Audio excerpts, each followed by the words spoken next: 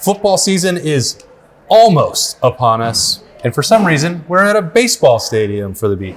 That's Jeremy Birmingham. I am Austin Ward. We're at Huntington Park, and yes, Monday's edition of the beat was recorded on a Saturday at the Cardell Jones charity softball game. Awesome event. Awesome to see a bunch of former Buckeyes, catch up with them, see what's going on with their lives, and a handful of current Buckeyes.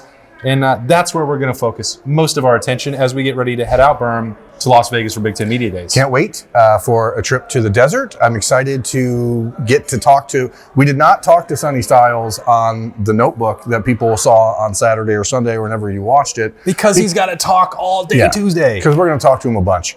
I'm reminded from our experience out here today that the world's greatest athletes are that way for a reason. Because even the guys like Sonny, who we watched when we got here on Saturday, he took his first couple of swings and he did not look like he had any idea what he was doing. Same as Lorenzo, who acknowledged as much on the notebook. But by the time Sonny was into like his third round of BP, just bombing home runs. And then the show stealer, of course, is Lincoln Kienholz, who not only wiped out the field of all of the current Buckeyes, former Buckeyes, Zach Bourne finishing second in that group, but also then beating a professional softball player in the final round to win the home run derby.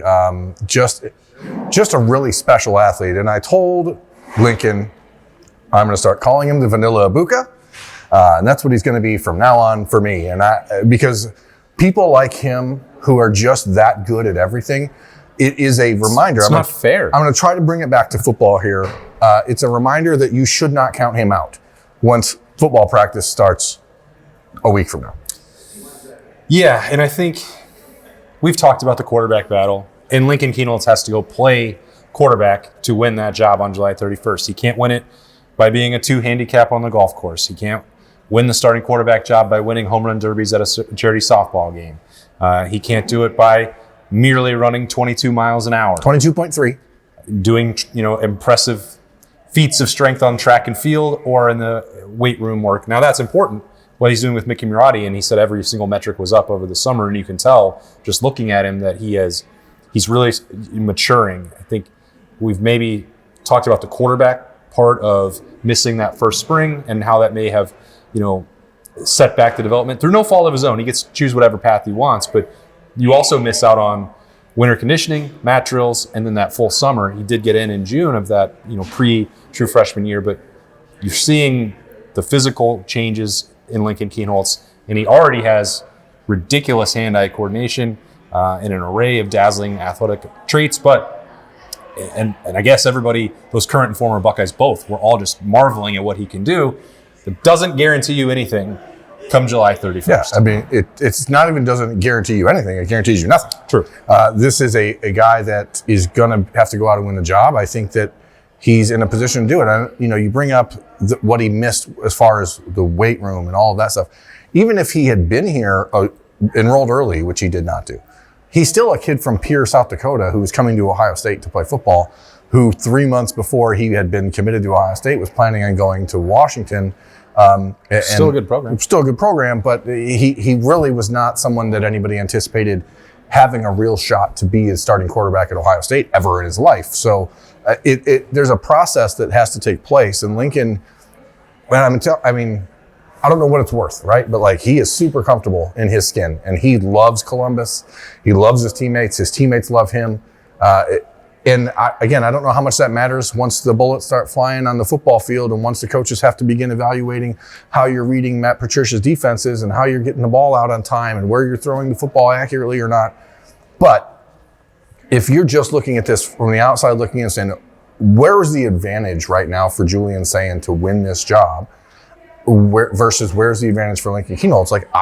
I'd struggle to find an advantage for either one. I really do, and I know people think it's lip service, but I really do believe from everything we've heard, everything we see, that this is a open head-to-head battle for 2 weeks starting in August.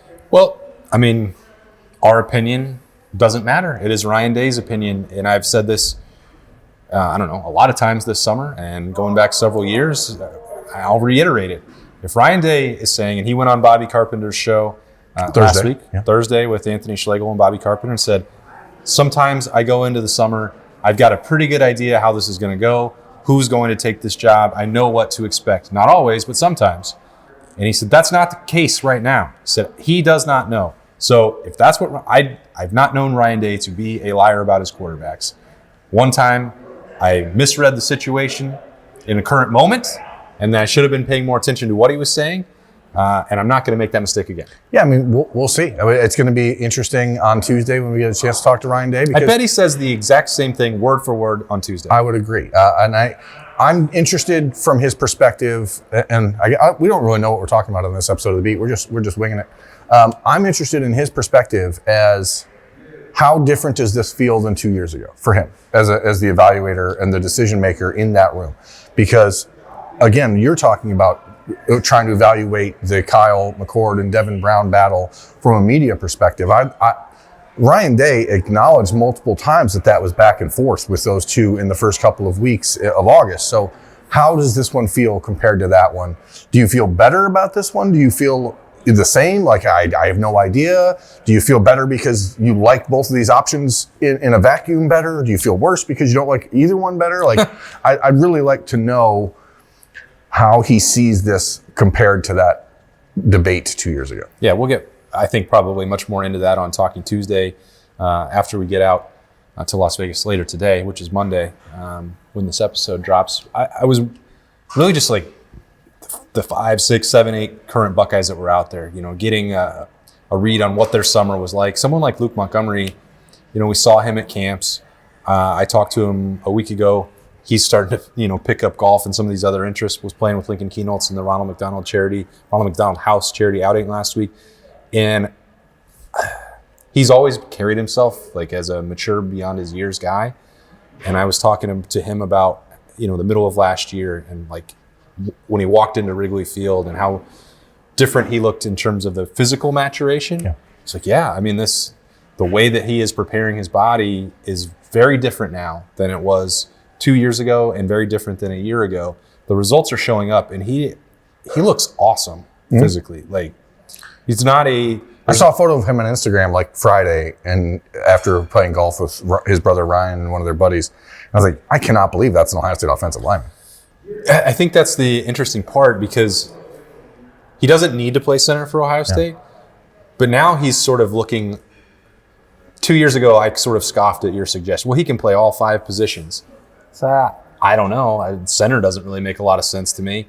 And then with the agility that he has shown, maybe tackle would be something that I could project for him. He's got just an interesting athletic profile for playing guard because there's not a single part of him that looks like sloppy or sluggish, short and stocky like a normal guard does. He is built like a tackle, but I think is like totally at home playing on the interior. He's a really special athlete. I mean, again, that's the reminder for all the guys that are out here, even the ones that are not natural on a baseball or softball diamond, like Jermaine Matthews, for example, who I think if you watch The Notebook, you saw this transition that happened in your conversation with him from being Jermaine of like Maine, right? You have like the trash talking, cocky Jermaine Matthews. And instantly, like, there was a switch in the conversation where it went off. And it was like serious Jermaine Matthews, the kid who really does feel at times like people take him for granted and don't understand. When we stopped talking about softball and started talking about training camp. That is a kid who really carries a real chip on his shoulder. And I think that's a benefit to everyone. But I think that he's set up for a really special season just based on the way, how quickly he went from having a good time to being laser focused of football, talking about matchup games with Texas, talking about people not, he said, everyone knows what I've gone through last year. Like, you're on the natural, from our perspective, you're on the path you're supposed to be on. Like, you are exactly where you're supposed to be. But it is a reminder that to him, he feels, I don't want to say offended. I think he feels like he hasn't lived up to what he expected, which is kind of crazy. Well, it's like the Michael Jordan getting cut from the JV team. Like that, I think that's how Jermaine Matthews feels about not having been a starter for 2 years at Ohio State. And he has plenty of respect for what Denzel Burke accomplished and a great relationship with him by everything that I've seen. Yeah. And Davison. He certainly knows what Davison is capable of doing on the other side. But I think that's to him. Like, that is his, MJ moment. His Mamba mentality is that, I should have been starting by now. Why wasn't I starting by now? And adversity is different for everyone. I don't. Unless there's more that we don't know about, I think for him, it's purely, I haven't reached my full potential yet, and I'm gonna. I love when a competitor can create their own adversity.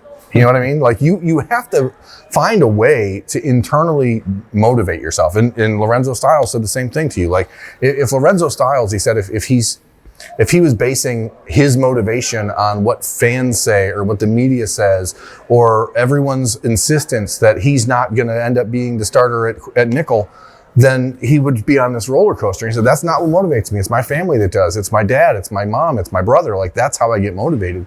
And you have to be able to create that self-motivation. And both Lorenzo and Jermaine on Saturday really showed it in a very quick and unexpected way in a conversation that was primarily pretty lighthearted. But I think the same thing applies to Taiwan Malone. Being out at Huntington Park is a little bit more in his element. He's got a really unique collegiate resume with the national championship and the baseball success, and then being a reserve for Ohio State on the way to the national championship last year, beating Notre Dame. When I talked to him both on the notebook and then to the side, just casually, he is aware. Everyone in that room is aware of what is being said about the defensive tackles, and whether they say publicly that it is fueling the fire or whether that is a private conversation. It doesn't matter. Like, it's not a mystery to them how difficult it is going to be to replace Tyleik Williams and Ty Hamilton, or who the people are that have to do that. And Taiwan Malone, given his years in the program and his years in college, he's at the top of the list. Sometimes we say, well, it's Jason Moore. Maybe it's going to be Will Smith Jr. Could it be a freshman that steps up? If you're looking for someone who most needs to take on that challenge and help Ohio State, I think you have to say it's Taiwan Malone first. I would imagine that a guy who, when he leaves college, is going to do it with, as you said, a national championship ring for baseball, a national championship ring for football. But neither of those instances, neither of those team performances was he really a driving contributor in. So, heading into year 5 for him, like, that moment's there. And it shouldn't be assumed that he couldn't push Edric Houston or even Caden McDonald. Now, those guys seem to be pretty locked in as your first 2, but we know Ohio State, the idea is that it's not really the first 2, it's the first 3 or 4. So who is ready to be that guy, and why could it not be? He looks unbelievable. Yeah. I mean, if you're building a defensive tackle, I mean, he's not your... If you compared him to Caden McDonald, you would be like, those two play the same position in a sport, and that wouldn't make a lot of sense. But athletically... No, he's not Jonathan Hankins. Yeah, but he's a gifted athlete, and it's just about, is he mentally ready to give everything to being that guy for Ohio State? And, we, more than probably anybody in the Ohio State media circle, have been critical at times of Larry Johnson and his development path in the last couple of years and what the productivity has been for some of his guys. But Larry Johnson believes in his guys in a way that no other coach really I've ever seen at Ohio State does. And they end up almost always finding a way in year 5 to turn something and be like, oh, wow, I did not anticipate that. And we've talked a lot about Jason Moore. We've talked about Jarquez Carter. We've talked about Will Smith. But Taiwan Malone's always just like, and Taiwan Malone. But there's no reason it can't be him. Yeah, no, I mean, it'd be really good for Ohio State if it was. It'd be super good for Ohio State. Is there anything else that you saw or heard that you think is significant? Well, I mean, ultimately, it's just the camaraderie, the tightness of this team. These are guys that are just out here having a good time and really enjoy being around each other. Yeah, I mean, I assume they're getting a little help for being out here, but they're doing this because they want to be. It's a charity event. Yeah, your I don't think conversation. Cardale's just ponying up NIL for these guys. Probably not. But your conversation with Maurice Clarett, I think, was really insightful as far as what. And unfortunately, it got hurried up at the end. And as you mentioned on the notebook on Saturday, again, you go back and find that. Is that only going to be on 10 TV Plus? I'm not sure, Probably but not the first look on 10 TV Plus first, and then probably 97.1's YouTube channel or 10 TV's. But it got sped along at the end because they had to do the team picture. But really insightful conversation about Ryan Day and what former players didn't understand about him until they've had a chance to meet him. And Maurice was one of the more vocal guys and on social media prior to last season, going on social media and talking about the program and talking about Ryan Day in a way that, like, I don't mean to speak out of school, but I know it would piss Ryan off because he'd be like, actually, you know that it did. These guys don't know. Which is why they had a meeting in the first place. Because these guys don't know him, right? And so he said, come in. Don't sit there and talk on social media. Come in and meet me and tell me if you still feel the same way, because this program is still yours. Yeah. And Maurice is like the only guy that did it.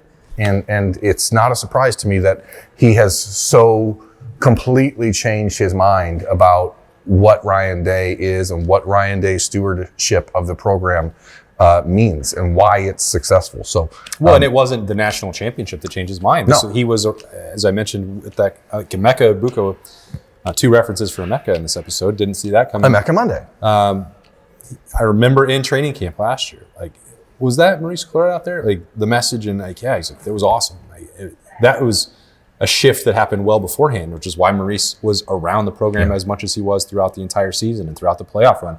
He didn't need to be convinced just by the results changing on the field. That was already a full buy-in from him going back to this time a year ago. Yeah, and again, there are few former players who I think would embody like what the grind of being at Ohio State can actually do to you as a human being, more so than Maurice Clarett. And now, of course, a lot of that is self-inflicted. Let's not gloss over that. Maurice made some poor decisions when he was younger, but the experiences and the opportunities to come back and teach lessons like that, that's what college sports is about. And so to see this divide between the old guys and the new guys in this environment is really cool. And I was not really excited about coming to do this, to be honest, on Saturday. It's the last weekend for us, really, of freedom before the football season starts. But now that we're here, I'm like, this has been great. And you have a baseball. I got a baseball in your hand. in my You just can't stop. I love holding a baseball. I absolutely do. And, on Twitter, I know that Tyler Oliver, the digital director here at 97.1, like, put a little thing out there, me showing my guy Lorenzo Styles how to fix his swing, and that was never my cup of tea. You gonna edit that? Did you edit that into the notebook? I keep giving away what day it is. That was never my cup of tea. I mean, I was never a hitter, but there's certain things that you pitched? I pitched. That's all I did, and that's all I did. All I did was pitch. We're not talking about that. We're not talking about that. I just wanted to know how your career ended. Unbelievable. Never mind. That's rude. That's for another day. So we're going to be in Vegas the next time you see us. Monday night, we'll probably have like a. Do you think we're going to have a little Snappy J's from Vegas on Monday night just to set the table? What will we be reacting to on Monday night? I don't know. Vegas, baby. I think we'll probably save it. My intention, and we'll talk about this when we get to Talking Tuesday, I think we'll have a Snappy J for Tony Petitti, what we learn about the playoff format. Interesting comments coming for sure. I think that's going to be pretty fascinating, what he says. And that starts the day on Tuesday. And then the Buckeyes and Ryan Day are later on. So if you're planning out the week, and we'll rehash all this when we get out to Vegas. A couple episodes of Snappy Jays will be on Tuesday. Then there will be multiple interviews. We are lined up to have some conversations with Ryan Day, Sonny Styles, Caleb Downs, and Jeremiah Smith. Those will come throughout the week on the beat. But if we need to adjust the schedule, we will. We're really excited to get out there. Ross Bjork as well is going to be out in Las Vegas. We're trying to put that together as well. I think we need probably like 2 hours with Ross Bjork, so maybe that's not the ideal setting, but we'll figure that out. But it's awesome. I think that it's finally here. We're a week and a half as this episode drops from the start of training camp at the Woody. So it feels like the offseason is over, and I love it. It's over. It's over. So is the beat. This is a Monday episode recorded on a Saturday. That's full disclosure. That's the transparency that we have promised to provide on 97.1. No shenanigans about time and dates. No. We're just going to tell you how it is on 10 TV, 10 TV Plus, and anywhere that you download podcasts. He is Birm. I am Austin. This has been The Beat, and we will see you in Las Vegas.